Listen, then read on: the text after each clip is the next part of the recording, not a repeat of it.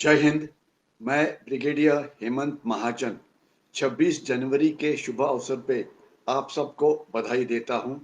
आज का गणतंत्र दिन आप सब के लिए और देश के लिए और ब्राइट फ्यूचर लेके आए, यही हमारी भगवान को प्रार्थना है।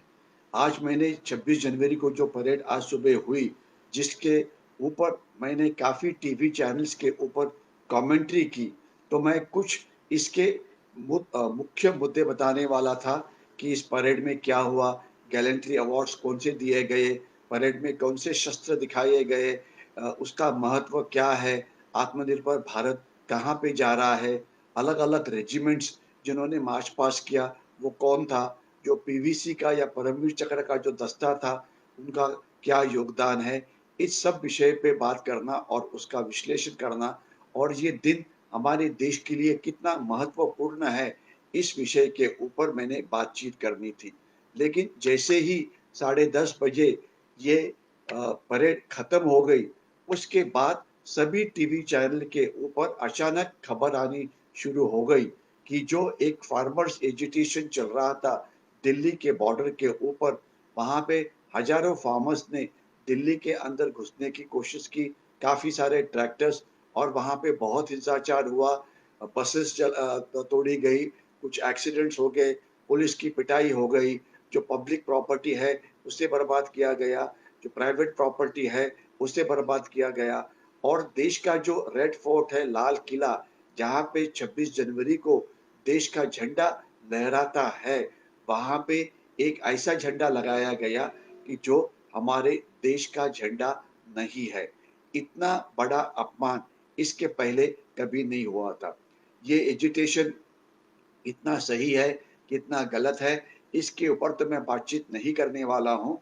इसके ऊपर बहुत विश्लेषण अलग-अलग टीवी चैनल्स, मीडिया में हुआ है, लेकिन मैं केवल 2 या 3 मुद्दों के ऊपर ही विश्लेषण मेरा केंद्रित करूँगा। एक तो इस जो एजिटेशन है, इससे देश का कितना नुकसान हुआ। शॉर्ट में अगर बताना है, तो हमारे देश ने चाइना और पाकिस्तान के साथ अलग-अलग लड़ाइयाँ लड़ी हुई है। एक 1947 के अंदर, 1962 के अंदर, 1965 के अंदर, 1971 के अंदर और लास्ट वाली 1999 में कारगिल के अंदर। इन सब लड़ाइयों में जितना देश का नुकसान हुआ है, इससे ज़्यादा नुकसान हमारा अभी ये जो एजिटेशन चल रहा है पिछले 6-7 हफ्ते से, इसमें हुआ है। या शॉर्ट में बताना है, तो ये समझना ज़रूरी है कि पाकिस्तान और चाइना जो हमारे नंबर 1 और 2 दुश्मन है, इन्होंने हमारे देश का नुकसान पिछले 70 साल में जितना किया, इससे ज़्यादा नुकसान इस एजिटेशन में देश का हुआ है। आप बोलेंगे कि ये फिगर्स आप कहाँ से ला रहे हैं? टाइम्स ऑफ इंडिया का एक आर्थिक न्यूज़पेपर है, उसका नाम है इकोनॉमिक टाइम्स। इंडियन एक्सप्रेस का आर्थिक न्यूज़पेपर है, उसका नाम है फाइनेंशियल एक्सप्रेस। वहाँ पे इस विषय के ऊपर कि इस एजिटेशन की कॉस्ट कितनी है, काफ़ी सारे आर्टिकल्स अवेलेबल है और अगर आप शब्द डालेंगे गूगल सर्च के अंदर losses due to farmers agitation in Delhi, तो आपको ये आंकड़े मिल जाएंगे। ऑन एन एवरेज ये पेपर्स मानते हैं कि दिल्ली का 3,500 से लेकर 4,000 करोड़ का नुकसान हर दिन हो रहा है। पिछले तकरीबन 7 हफ्ते से ये चल रहा है, यानी कि नियरली आज 54 या 55 डेज हुए हैं, तो 5,000 करोड़ को अगर आप 55 से मल्टीप्लाई करते हैं, तो कितना बड़ा नुकसान हुआ है, ये आपको समझ आ जाएगा। कुछ डायरेक्ट नुकसान है और कुछ इनडायरेक्ट नुकसान है।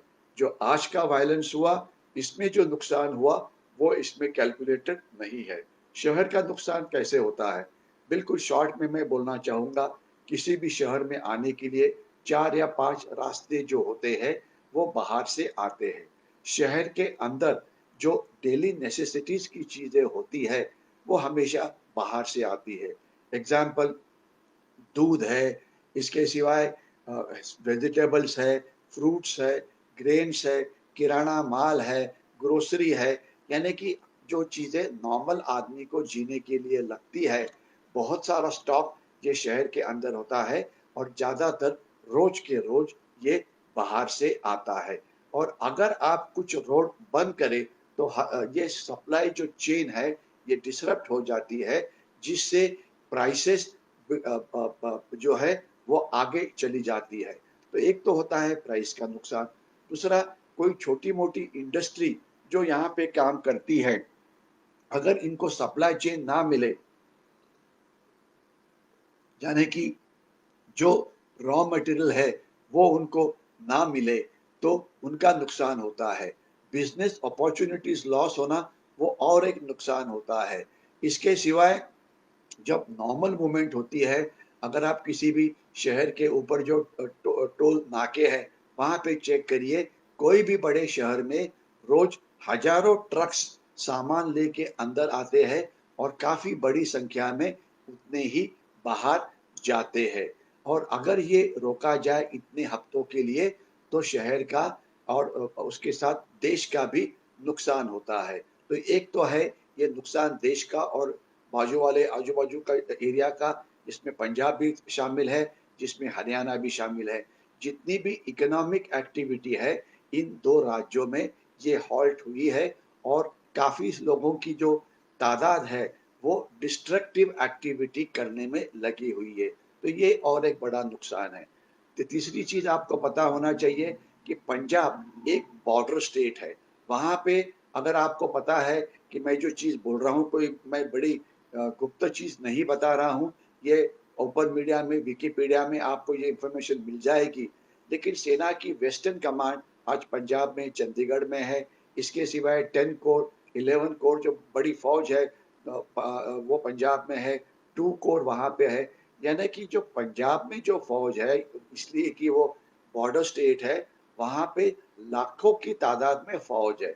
इसके सिवाय सेंट्रल आर्म पुलिस फ़ोर्स जैसे कि बॉर्डर सिक्योरिटी फ़ोर्स है, वो पंजाब की बॉर्डर को गार्ड करते हैं पाकिस्तान के साथ, उनकी भी वहाँ काफ़ी स्ट्रेंथ है। तो आर्मी को, आर्म फोर्सेस को, पैरामिलिट्री फोर्सेस को, सेंट्रल आर्म पुलिस फोर्सेस को अलग-अलग कारणों से कैंटोनमेंट से बाहर जाना पड़ता है, अंदर आना पड़ता है। वो ट्रेनिंग हो, ऑपरेशनल रेकी हो, ऑपरेशनल टास्क हो, तो ये सब बंद पड़ा हुआ है।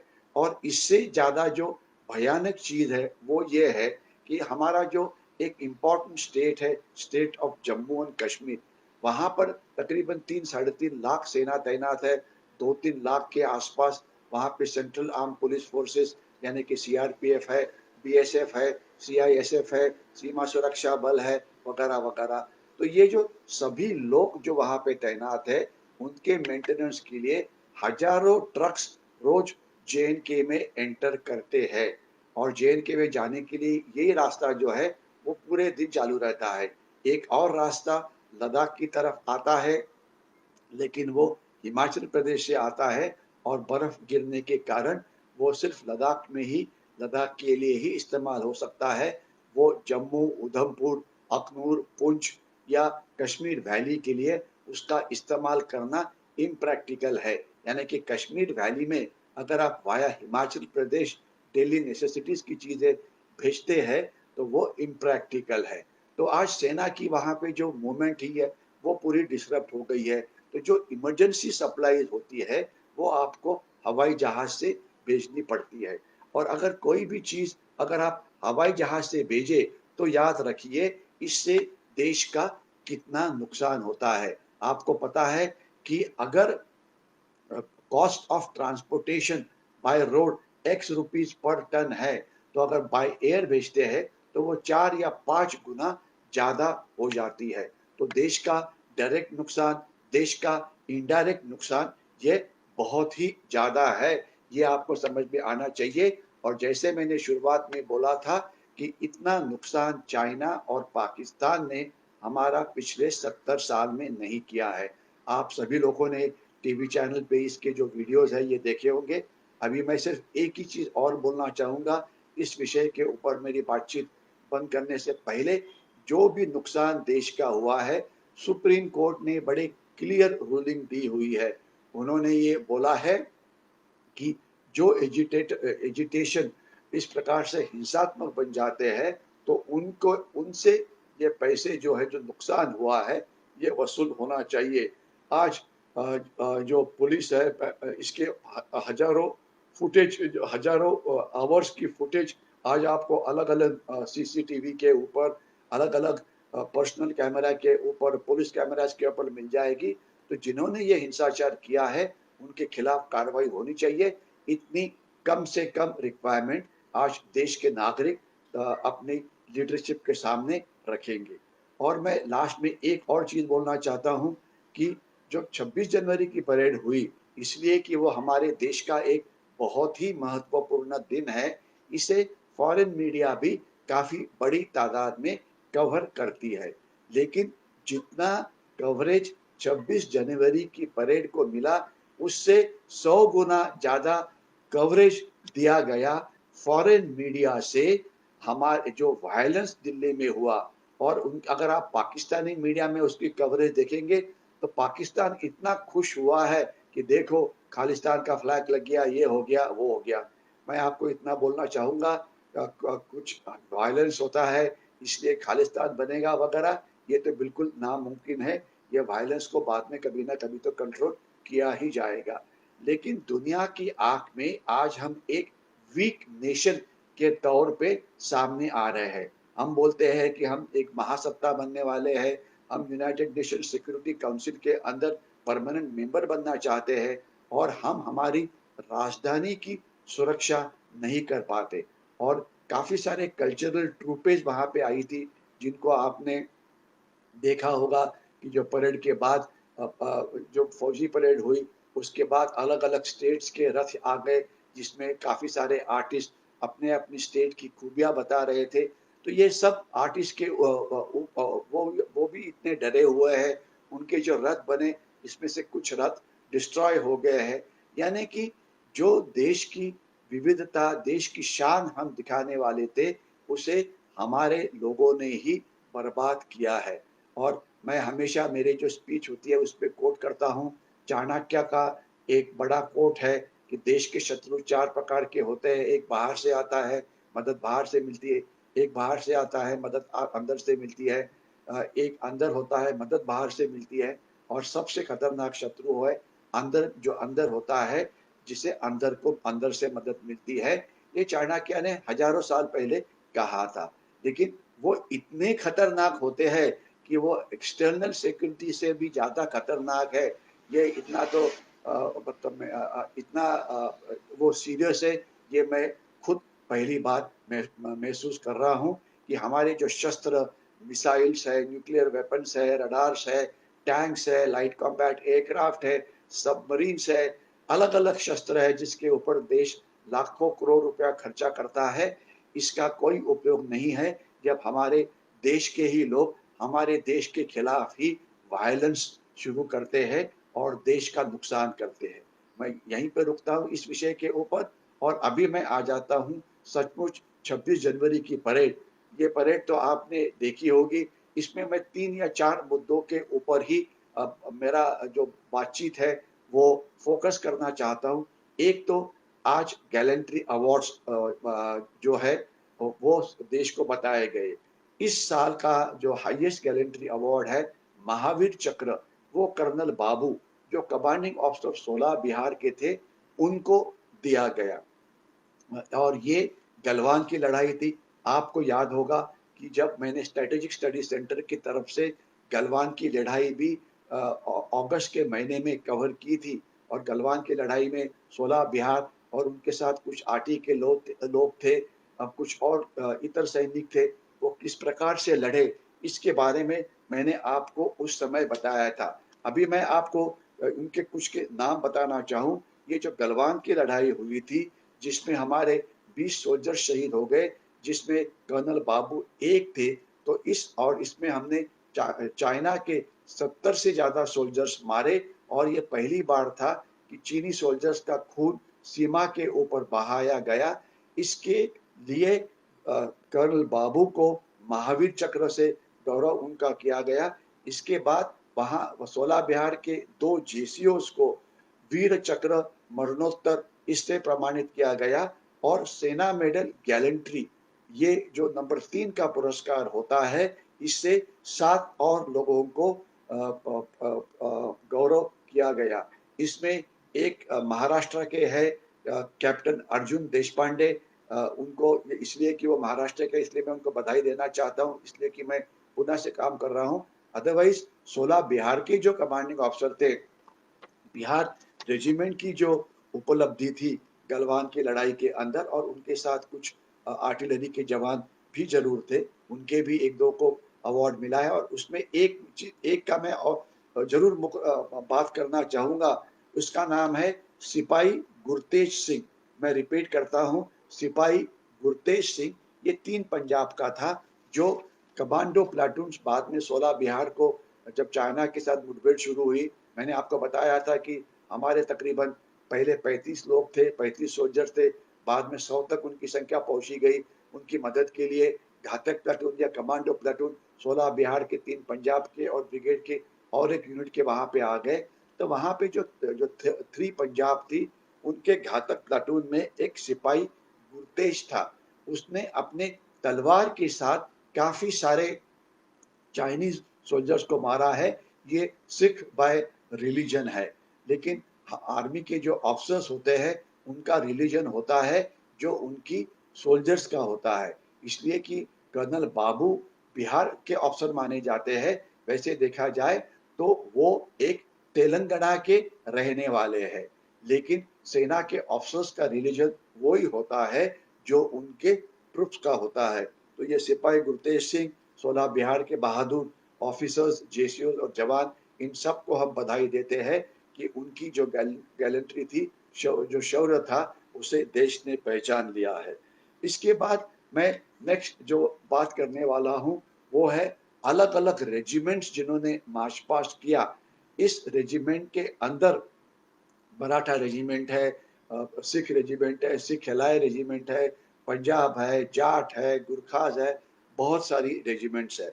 इसमें मैं 2 रेजिमेंट्स का ये करना चाहूँगा कि एक तो मराठा रेजिमेंट जिससे मैं आता हूँ, उनके जो लास्ट ईयर उनके जो कर्नल जो लेफ्टिनेंट जनरल मिस्त्री, इन्होंने ये जो परेड कमांड की थी, इस समय उनको परमवीर चक्र परम विशिष्ट सेवा मेडल, इस पुरस्कार से गौरव किया गया उनका।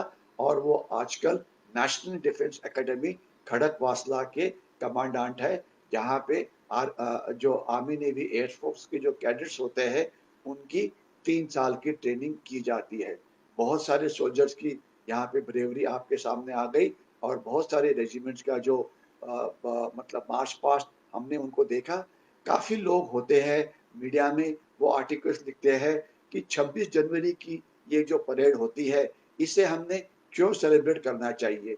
इसमें खर्चा होता है, अभी कोरोना है, अभी ये है, वो है, तो क्या ये खर्चा करना ज़रूरी है? और दूसरी बात वो बोलते हैं कि इस परेड के अंदर आप शस्त्र दिखाते हो, यानी कि वहाँ पे हम आपके रनगाड़े दिखाते हैं, हमारे आर्मर्ड पर्सनल कैरियर्स दिखाते हैं, हमारी एयर डिफेंस के जो हथियार है, वो दिखाते हैं, हमारी जो नेवी की सबमरीन्स है, एयरक्राफ्ट कैरियर्स है, वो दिखाई जाती है।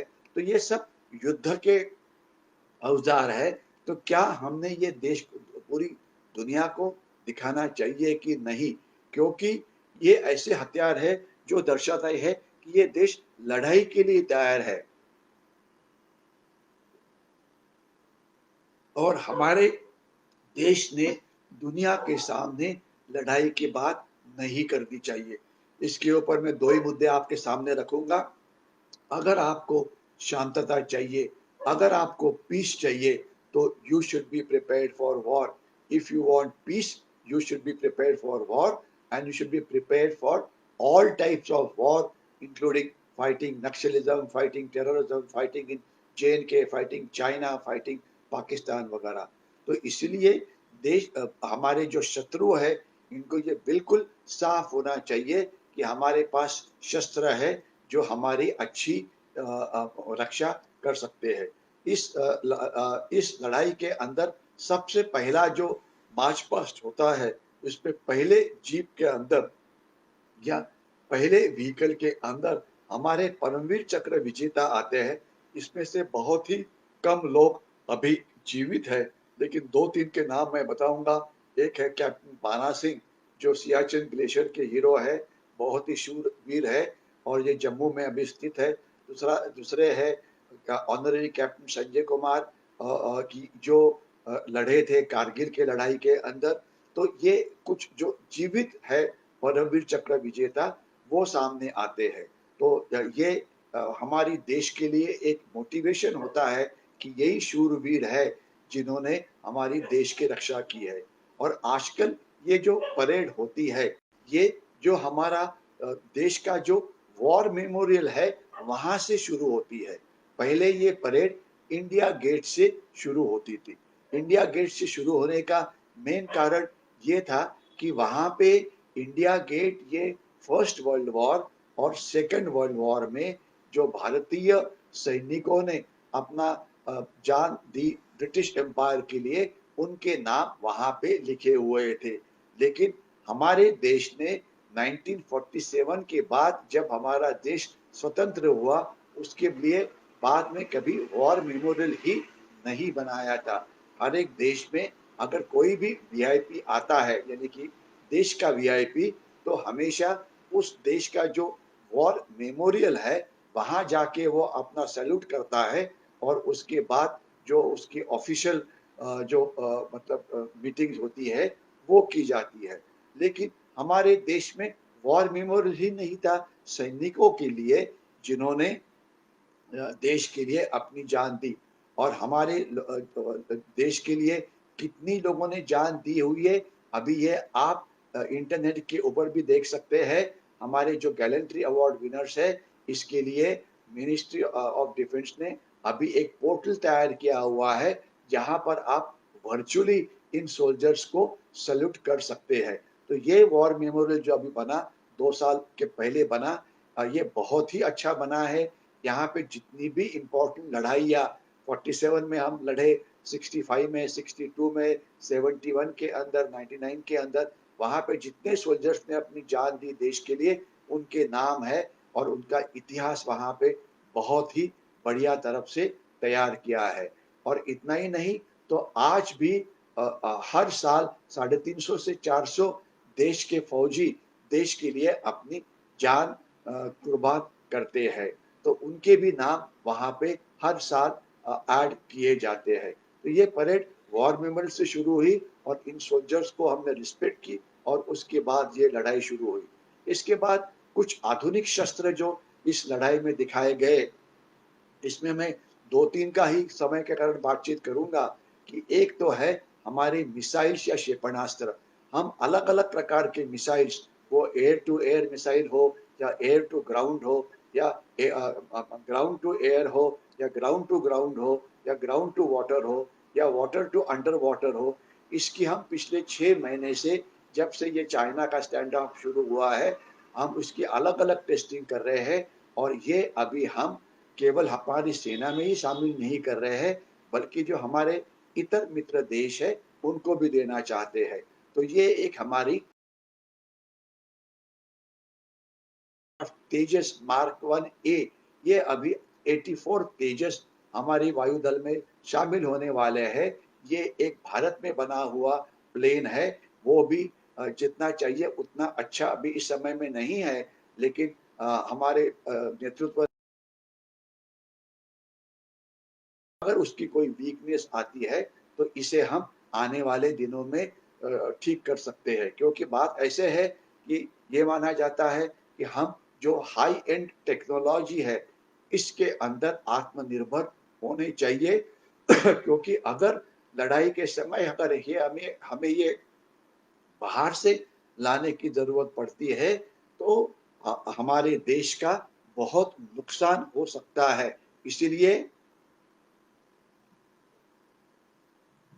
जो क्रिटिकल टेक्नोलॉजी है, वो टैंक की हो या तोपों की हो या सबमरीन्स की हो या फ्रिगेट की हो, ये देश में ही बनेगी तो ज़्यादा अच्छा है। तो इसलिए ये तेजस साढ़े पाँच तो 600 करोड़ का है।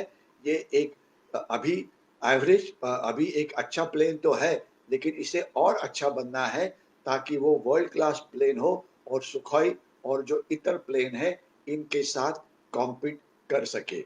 इसके सिवाय हमारी सबमरीन फ्लीट में भी हम हमारे देश के अंदर सबमरीन बना रहे हैं, ये एक अच्छी बात है। इसके बाद आपको याद है कि कुछ नए टेक्नोलॉजीज़ हम हमारे देश में ला रहे हैं।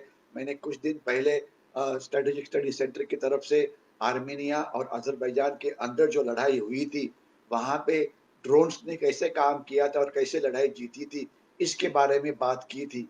तो यहाँ पर अभी हमने भी हमारे स्वार्म ड्रोन्स ड्रोन्स बनाए हैं, तकरीबन 75 ड्रोन्स एक साथ एक स्वार्म की तरफ, एक थवे की तरफ, एक ग्रुप में अचानक अलग-अलग 75 टारगेट के ऊपर हमला करते हैं, जिससे शत्रु का बहुत बड़ा नुकसान होता है। ये अभी हम तैयार कर रहे हैं और इसी को अभी हम 1000 ड्रोन्स को एक साथ टारगेट के ऊपर हमला करने की कोशिश कर रहे हैं, जिसके लिए संशोधन हो रहा है। आर्मी और हमारे जो बहुत ही ब्रेनी लोग हैं, जो आईआईटीज़ के अंदर होते हैं, आपको पता है कि सबसे बड़े ब्रेनी लोग हमारे जो इंडियन इंस्टीट्यूट ऑफ टेक्नोलॉजी है, पवई है, खड़गपुर है, वहाँ पे जाते हैं, तो उनके साथ हमारा कोऑर्डिनेशन है। और इसी प्रकार के ड्रोन एयरफोर्स के लिए भी बन रहे हैं, इसी प्रकार के रेकी ड्रोन ये नेवी के लिए भी बन रहा है। तो ये एक हाई एंड टेक्नोलॉजी यहाँ पे आ रही है। और अभी मैं लास्ट पॉइंट जो बताऊँगा, जिसके लिए मैं आप सबको बधाई देना चाहता हूँ कि फ़रवरी के महीने में या जनवरी के महीने में चाइना ने हमारे खिलाफ एक बायोलॉजिकल वर्ल्ड वॉर शुरू किया था। वो केवल भारत के खिलाफ ही नहीं था, वो पूरी दुनिया के खिलाफ था और उसपे 1 लाख से ज़्यादा भारतीय मारे गए और हमारा जो इकोनॉमी का नुकसान हुआ, वो बहुत ही बड़ा था। इसके बारे में मीडिया में काफ़ी कवरेज आया है। तो अभी ये वॉर अभी हम जीतने की उम्मीद शुरू हुई है, क्योंकि 16 जनवरी को हमने हमारे देश में वैक्सीनेशन शुरू किया। हमारे साइंटिस्ट का हमने कॉम्प्लीमेंट देना चाहिए कि हमारी वैक्सीनेशन जो बनी हुई है, तकरीबन 20 लाख से ज़्यादा लोगों को वैक्सीनेट किया हुआ है, जो फ्रंट लाइन हमारे कोरोना वॉरियर्स थे या चाइना वायरस के खिलाफ लड़ने वाले मेडिकल स्टाफ, पैरामेडिकल स्टाफ वगैरह थे। और ये माना जाता है कि अगले 3 महीने के अंदर हम तकरीबन 70% हमारी जो पॉपुलेशन है, उनको कवर करेंगे। इतना ही नहीं, तो हमने ये जो वैक्सीनेशन है, वो पूरी दुनिया को सप्लाई करने का फैसला किया है और जब मेरी अभी ये 16 तारीख को ये शुरू हुआ और अभी तक हमने 9 देशों को ये वैक्सीनेशन दिया हुआ है और ये सभी देश हमें थैंक यू बोल रहे हैं। इतना ही नहीं, तो जब ब्राज़ील को हमने ये वैक्सीनेशन दिया, तब उन्होंने जो हमारे एक माइथोलॉजिकल हीरो है हनुमान, वीर हनुमान या महाबली हनुमान, इनका ज़िक्र किया कि जब रामायण के अंदर लक्ष्मण को एक रावण का बाण लगा था, जिससे वो ज़ख्मी हो गया था और उसको बचाने के लिए हनुमान गए और उन्होंने संजीवनी बूटी लाई। तो इस हनुमान के इस महापराक्रम का उन्होंने अपने ट्वीट में मेंशन किया और वो हमारे देश को थैंक यू बोल रहे हैं। ये वॉर अभी हम आने वाले देश में जीतने ही आने वाले हैं, तो इसके लिए मैं आप सबको बधाई देता हूँ।